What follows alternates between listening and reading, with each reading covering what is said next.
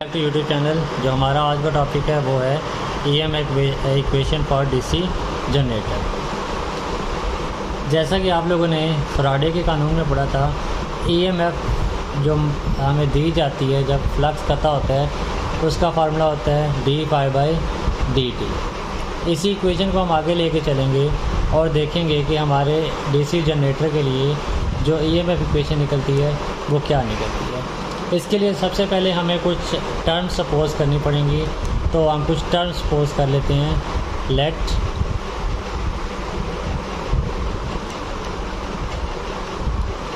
Phi is equal to flux per pole. Main आपके हर पोल में जितना फ्लक्स पैदा हो रहा है उसको फाई से रिप्रेजेंट किया है। P is equal to number of poles. उसके बाद हमारे पास N स्पीड इन RPM हो गई। Z is equal to total number of conductors.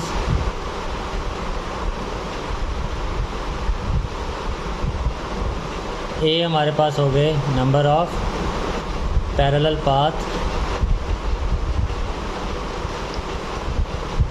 A की वैल्यू बराबर होती है P के in case of lap winding और A की वैल्यू बराबर होती है 2 के in case of wave winding. ये चीज़ आपने याद रखनी है। A is equal to P, यानी कि पैरेलल पाथ जो होते हैं आपके वो P के बराबर होते हैं लैप वाइंडिंग में और 2 के बराबर होते हैं वेव वाइंडिंग में। अच्छा, अब हमारे पास अगर P नंबर ऑफ पोल्स हैं और हर जो पोल है उसका जो फ्लक्स है वो फाई है, तो टोटल फ्लक्स मैं कह सकता हूँ मेरे पास कितना आ जाएगा। Flux per pole multiply by number of poles, तो ये कितना आ जाएगा total flux. Phi into P. Phi into P आ गया टोटल फ्लक्स, इसको मैं फाई भी कह सकता हूँ। अच्छा, यहाँ पे मैंने ऊपर लिखा हुआ है N is equal to speed in RPM revolution per minute. अब अगर आप ये वाली इक्वेशन देखें d∅dt, हमें तो यहाँ पे dt दरकार है। dt दरकार है मतलब टाइम कितना है एक रेवोल्यूशन के लिए, तो मैं लिख सकता हूँ dt is equal to 60 divided by n। 60 divided by n मैंने लिखा dt के बराबर। अब अगर मैं ये वैल्यूज़ जो हैं मेरे पास फ्लक्स की और dt की, इसको मैं अपने E is equal to d∅dt वाली इक्वेशन में पुट करूँ तो मेरे पास क्या आ जाएगा। E इज इक्वल टू आपके पास जितना टोटल फ्लक्स है, टोटल फ्लक्स आपके पास कितना है P इंटू फाई या फाई इंटू पी, यहाँ से डिवाइडेड बाई dt। dt में क्या है आपके पास 60 डिवाइडेड बाई n। अब 60 डिवाइडेड बाई n तीसरे बट्टे में है तो n ऊपर चला जाएगा, तो आपके पास जो इक्वेशन बन जाएगी n p∅ ओवर 60। ये आपके पास इक्वेशन आ गई इन केस ऑफ, ये जो आपके पास E is equal to n p∅/60 है, ये in case of single conductor.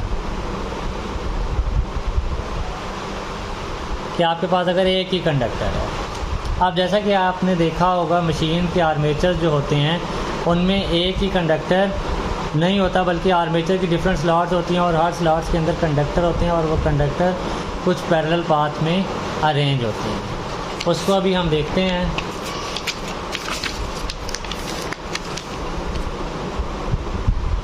अब सपोज़ करें कि हमारे कंडक्टर जो हैं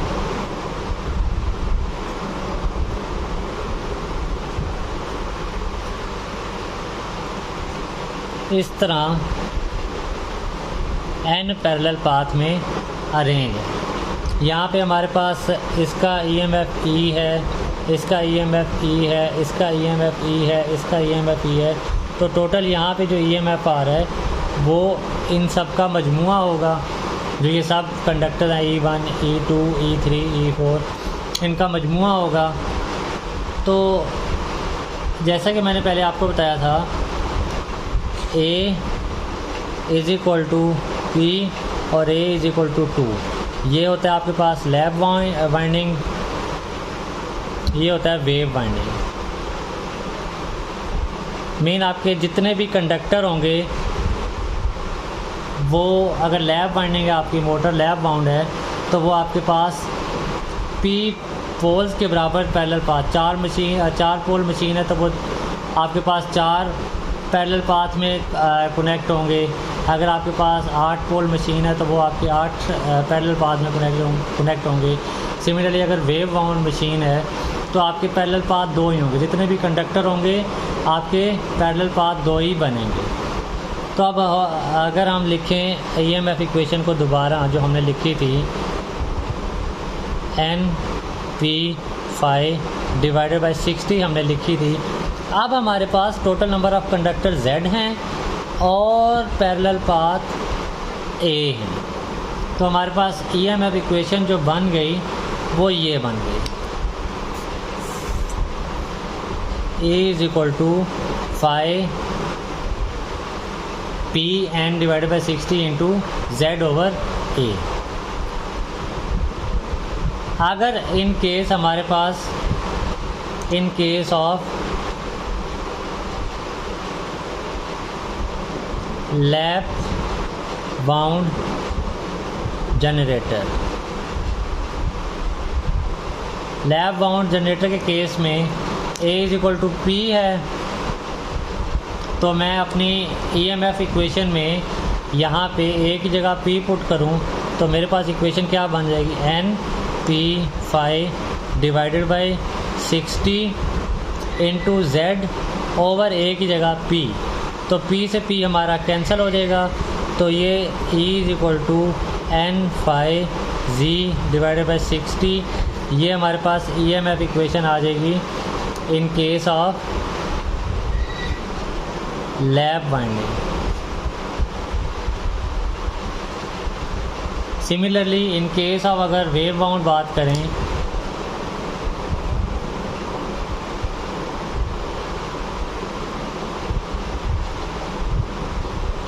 वेव वाउंड के केस में आपने इस इक्वेशन में A की जगह 2 पुट कर देना, क्योंकि वेव वाइंडिंग में 2 पैरेलल पाथ होते हैं।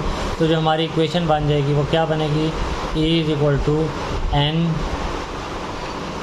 / 60 × Z/2।